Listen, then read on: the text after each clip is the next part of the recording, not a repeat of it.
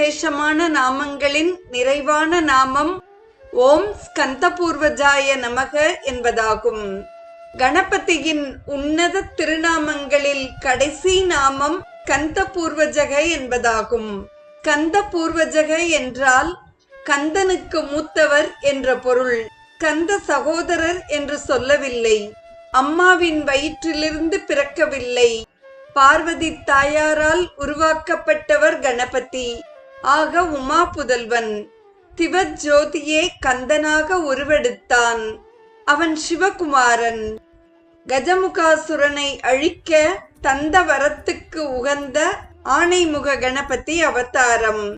சூர பத்மாதியரை அழிப்பதற்கு அதற்காக தந்த வரத்துக்கு உகந்த சிவனே மறு உருவம் தந்த அவதாரம். சிவன், பராசக்தி, கணபதி, கந்தன் யாவருமே பரபிரம்மம்தான்.